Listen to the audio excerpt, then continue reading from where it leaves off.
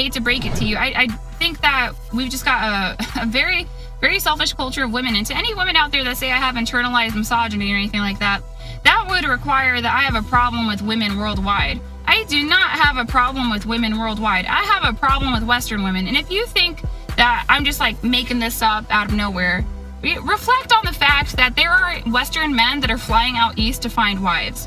Are Eastern men coming out west to find wives? No. Where in the world are men flying out in droves to marry American women? Nobody wants us. Why? We're big, we're selfish. We don't want to hear anything. You can't tell me to eat less. You can't tell me to change my life. You can't tell me it's not about me. Hello, welcome to Reactions and Reviews. I'm your humble host, Eze. Thank you, and I hope you enjoy the show. And in today's episode, we are going to talk about THOTs. No matter what race, what age, what country, a THOT will be a THOT. Okay? Shout out to Brother Man TV for sending this clip. Let's get into it. A shocking investigation finding sexual relationships, sending explicit photos, and open marriages involving Laverne police officers. The city's report, obtained by WSMV through an open records request, says it all centered around Officer Megan Hall, who was given the department's Community Service Award just back in August. The report says Hall had unreported sexual relationships with 6 other officers, some of which happened while at work. The report also mentioned a Girls Gone Wild type party on the houseboat of Laverne FOP President Eric Statz. A city spokesperson confirmed the report in a statement, but said, quote, "Additional details cannot be released at this time due to the ongoing investigation." The report obtained by WSMV says Hall and all of the men admitted to the relationships. Another officer also admitted to workplace violence for choking a staff member who was sitting at her desk. Wait. What? Yo, man, listen. She was getting it in. Like Kevin Samuels would say, you can't make this shit up. You cannot make this shit up. You understand what I'm saying? A 304 will be a 304. I don't care what race they are.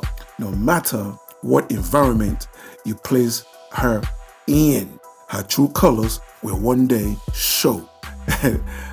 Let's keep going. Doing something while you're at work, I mean, for everybody else who goes to work, we're held to that same standard. Jerry Howell says he was in disbelief when first reading the report and wants changes from city leaders.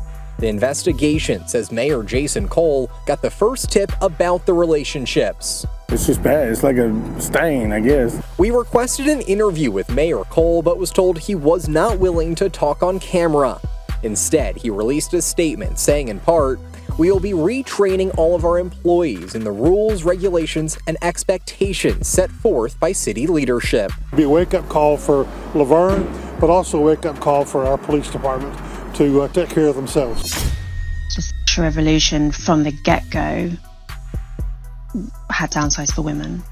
Not to say that anyone designed it, it's not a conspiracy. It's a culmination of a lot of different historical accidents and individual behavior and whatever. But the common narrative that you'll hear a lot nowadays is I think that people are starting to recognise, including feminists of all different strains, are starting to recognise that there are problems with the sexual culture, recognising, for instance, the fact that porn is really grim, a lot of young people are really unhappy, not having happy relationships, all of this. I think that pretty much across the board everyone agrees. And here she is with her husband. Yes, she is married, and her husband is a state park ranger. So this is a married woman just giving it away like it's nothing. That's crazy. I noticed there are a lot of women on TikTok trying to normalize female promiscuity. I get it, ladies. You're trying to erase the sexual double standard. Way to go. But you should know that adopting a male model of anything isn't female freedom. You know what female sexual freedom is? It's access to free birth control. It's the ability to say no to any sex act and have that word be respected. It's having the bravery to ask for relationship definition. It's having access to abortion. It's understanding that your intelligent body can sometimes get attached through Female sexual freedom is charging the highest price for sex. That is care and commitment. And most of all, female sexual freedom is knowing that you can and should walk away if somebody hurts you. That's what I meant about women nowadays, because exactly what you'd be telling your 17-year-old self is what happened back in the day. So when I'm repeating these things, I'm going, oh, you're old-fashioned. But it seems like women do what they like, and then they hit a certain age and say, oh, well, I've got to settle. But it's not settling. You're just getting whatever you can. Or whatever you deserve. You know what? Because if you think back now, you'd be telling people now, rather than say that auntie's old-fashioned or auntie don't know what she's talking about, look what she be telling her 17-year-old self, which ain't nothing that I already said. Yeah, because that's fine. really and truly, You know what, yeah. really and truly, let me finish. Because what I've always said, and you can check, I'm an older version of you. So where you've been, I've already been on up come back. So that's why I asked you, what would you tell your 17-year-old self? Because me telling you is, I'm telling my 30-year-old self. Do you understand where I'm coming from? So It's not that I'm old-fashioned. It's just that women hit a certain age and then realize, oh my God, it wasn't that old-fashioned. You know, it works because it does. But there's no point in waiting till you're a certain age to start thinking about it. You know, even if you're like, you hold your own accountability. So it's like if you meet somebody and they were like 17, 18 and you saw them acting a certain way, they ask you for advice, you wouldn't say do as I do. You say, listen, this is what happened to me and this is what I thought and what I recommend you do is blah, blah, blah.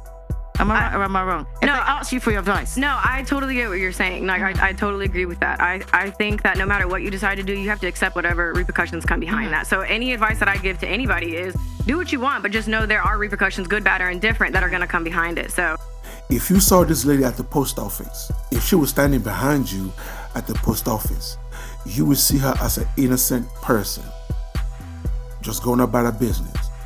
But you would not know this woman, a married woman, is spreading her legs for 5 to 6 other men that she's working with.